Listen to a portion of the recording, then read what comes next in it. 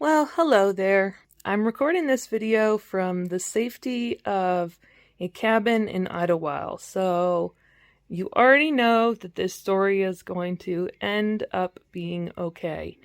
But there were parts that I wasn't able to record during the day because I was just too worried and stressed out.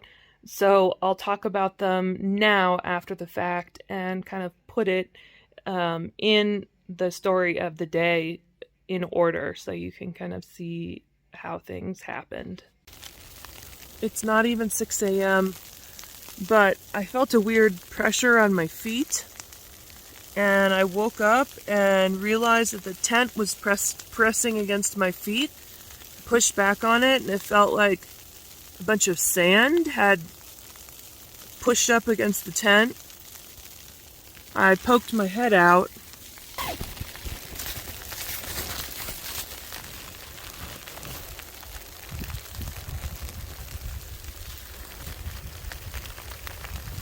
So our snow flurries turned into about a foot of snow and ice. So, yeah. Well, hello there. I'm a bit worried. We knew there was a possibility of snow. We asked several people, looked at the weather forecast, and saw they called for a light dusting or flurries. But this is what we've got.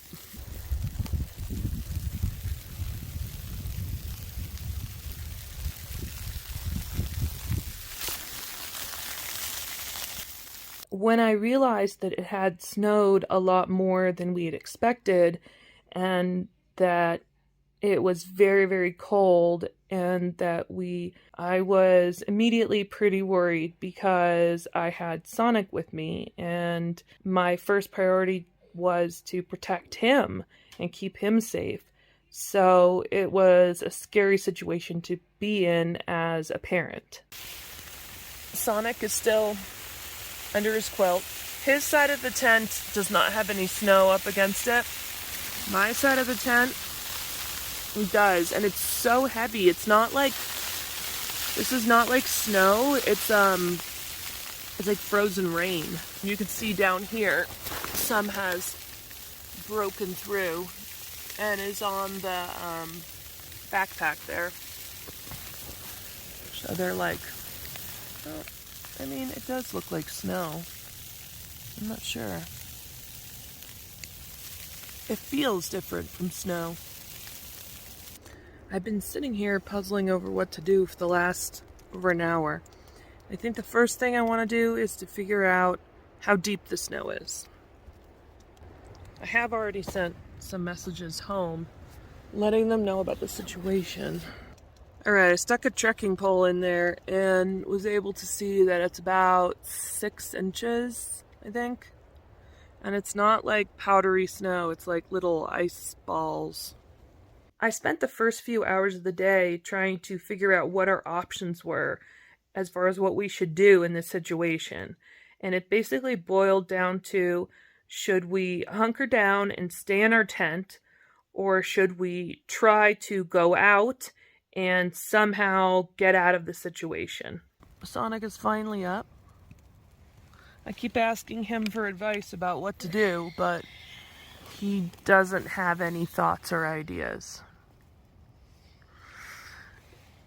I'm very hot in my quilt, even though it must be cold in the tent, because this snow that came in is still frozen. It's been there for hours.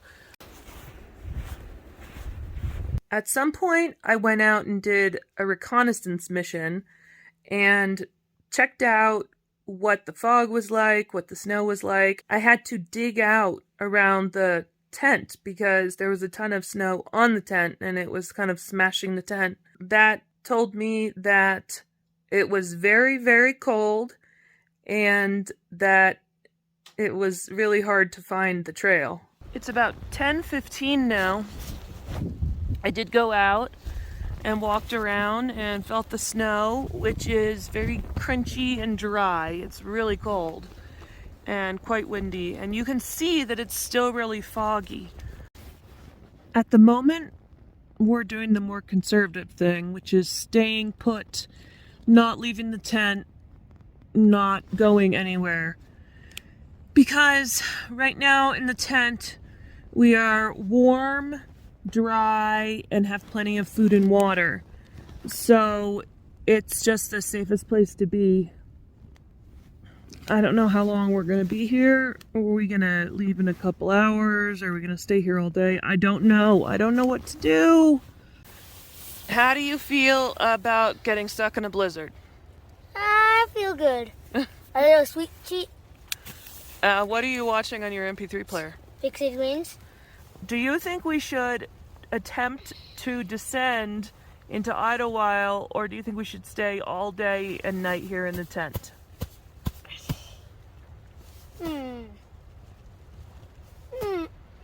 Idlewild. At the moment, are you warm enough? Yes. Are you hungry or thirsty? Hungry and thirsty at the same time. Then you should eat and drink. So you're fine here. So if we have to stay here all day until tomorrow, you're fine. What about you? Well, moms get scared. Moms get scared because they don't want anything to happen to the babies. I'm here with you. Okay, I know this, and I'm so happy. There is nobody that I would rather be stuck in a tent with in the middle of a blizzard than you. Hey, I love you. Love you too. So we're pretty lucky we're here together, huh? Mm-hmm. Even though we were in a pretty stable situation, it still didn't feel that safe because it was so incredibly cold. We were staying warm by staying underneath our quilts, and that's putting our heads and our whole bodies underneath our quilts. Every time we had to get out to go to the bathroom, we were getting wet. Everything keeping us warm was down, and so it was an unsafe situation having to go out, come back in. It was just not great. I studied the map and I saw that there was a way to egress off the mountain that looked doable.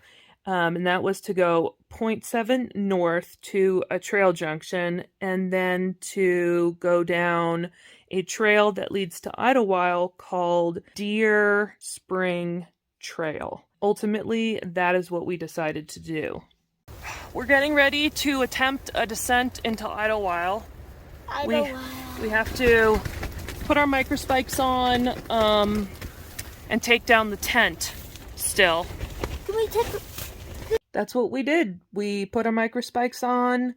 We took down the tent. It wasn't easy because it was very cold and very windy. And we set out to find the PCT. Which way? Let's go straight.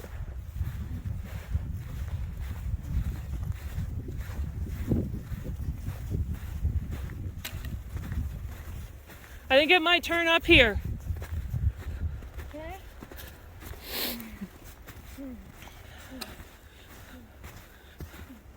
Shoot. Wow. Okay. We almost immediately lost the trail, and that wasn't going to be the last time. We continued to lose the trail over and over at those high elevations.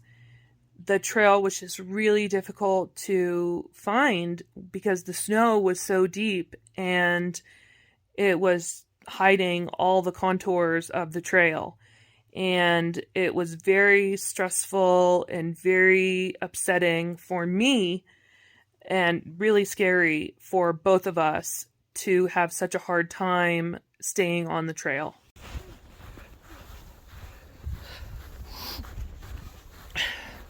We're walking along the PCT right now, looking for that. I was talking to the camera. We're looking for that junction that will lead us down into Idlewild. You can see the trees, everything here is just totally frozen. And I'm keeping a close eye on the map, trying not to get lost in the snow.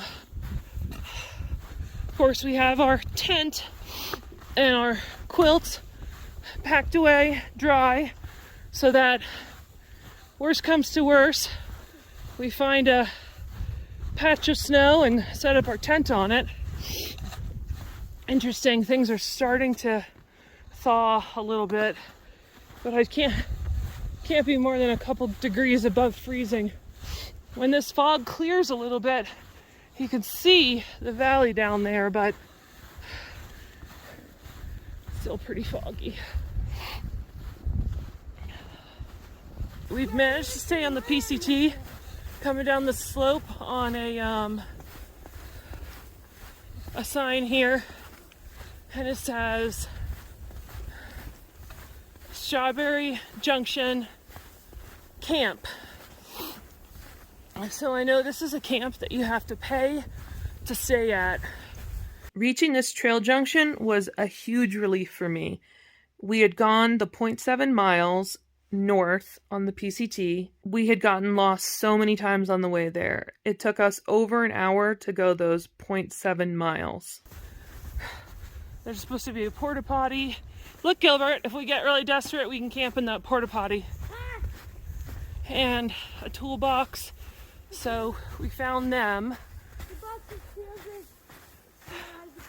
I don't know if there's a permanent caretaker here. It doesn't look like it. This box is filled with this stuff. With snow? Yeah.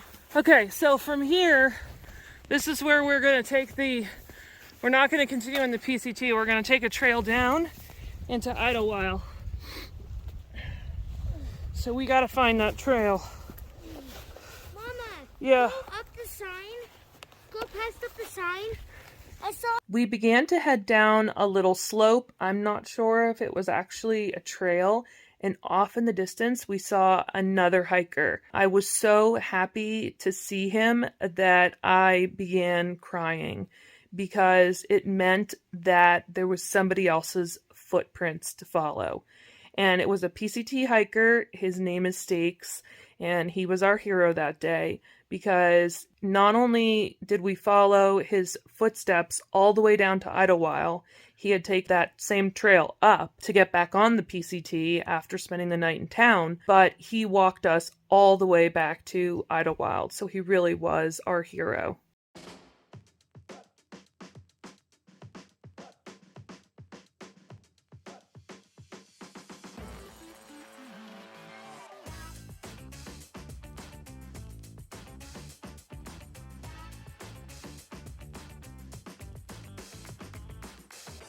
And I was really able to walk those last 4 miles down to Idlewild with such a sense of relief, knowing that we were safe and we were going to be safe.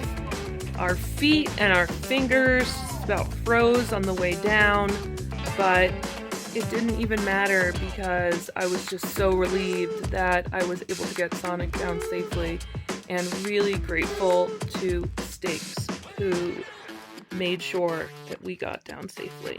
Thank you, Stakes.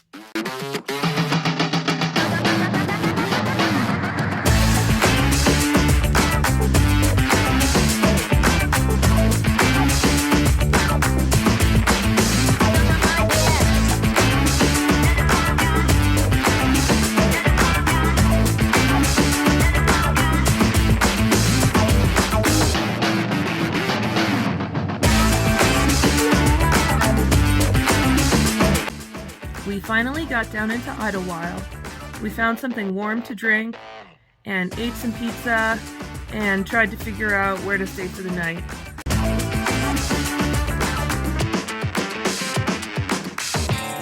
Oh, is that your friend? Yes. Oh, how cute. Idlewild was packed full of hikers because of the storm. It was almost impossible to find a ride down the mountain or to find a place to stay in Idlewild. We toyed with Keith bringing the RV up, but we couldn't even find a place to park the RV. Sonic and I ended up finding the last available cabin in Idlewild and spent the night here.